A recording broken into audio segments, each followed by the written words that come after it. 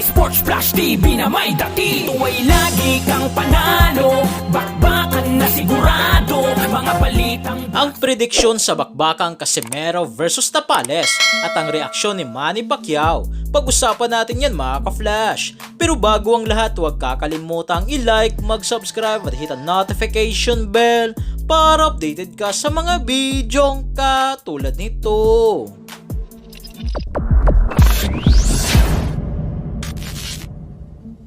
So matapos nga pong mabuhay mga ka-flash ang posibleng bakbakan ng dalawang Pinoy boxer na mga dating world champion na sina former Unified WBA, IBF, Super Bantamweight World Champion Marlon The Nightmare Tapales at former 3 Division World Champion Angas ng Pinas, General Cuadro Alas Casimero ay tinanong nga po ni Pau Salud si Silver Voice TV sa YouTube channel nito na Pauka Sports kung sino nga raw ang mananalo sa bakbakang Casimero versus Tapales. Nasasagot nga po dito mga ka-flash ni Silver Voice TV ay knockout. Hindi nga raw lalagpas si Casimero sa round 6 at patutulugin ito ni Marlon Tapales. Paliwanag pa ni Silver Voice TV na kahit nga raw magbago pa ito ng head trainer na ang posibleng magiging head trainer nito ay si Doc J ay hindi pa rin nga raw magbabago na knockout ang aabuti ni Casimero kay Tapales na ito nga raw ay dahil talaga sa edad ngayon ni Casimero na 35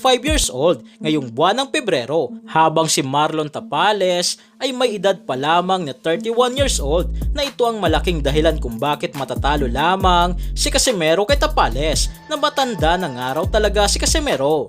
Subalit sinupalpal nga po ito ngayon ni Manny Pacquiao na ayon sa kanya ay hindi pa nga raw matanda ang 40 years old and below o 35 years old na sa kanyang paliwanag ay iniisip mo raw kasi na laos ka na, bumabagal ka na kaya ka nga raw bumabagal ay dahil sa lumalaki ka na, nag-e-expand ang katawan mo na yan ay dahil sa humihina ng araw ang iyong metabolism. So dahil nga dito ay gumawa si Pacquiao ng paraan upang hindi mawala ang kanyang lakas at bumagal ito sa laban. Na yan ay huwag kumain ng marami na kailangan mo raw disiplinahin ang iyong sarili upang hindi ito tumaba o mag-overweight upang kahit maging 35 years old ka na o 40 years old ay malakas at mabilis pa rin itong gumalaw. Kaya sa edad nga po ni Casimero na 35 years old ay hindi pa rin ito matanda o laos na sa larangan ng boxing. 35 ka na, 30 plus ka na, palaos ka na, laos na. Kaya lang sa may naisip mong laos kasi bumabagal ka.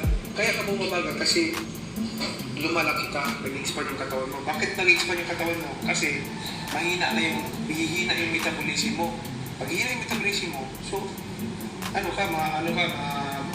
mabagal ka lang mahina. Ano na? Ang ginawa ko, strategy ko, hindi ako masyadong kumakain marami, pero inabis ako kumakain.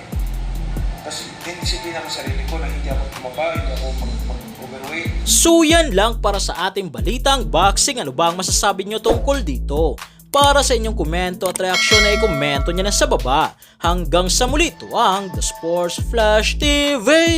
Sports Flash TV na may dati. Tuwa'y lagi kang panalo, bakbakan na sigurado, mga balitang boxing. Dito laging bago, balitang boxing, laban na kasado. Di papahuli pagdating sa bakbakan, mga pambato na patuloy ang laban. Sasaliksikin ang bawat babalita, talagang diin, bawal ang mahina sa loob ng ring. Merong pambihira, mga kamao na nagiging bida.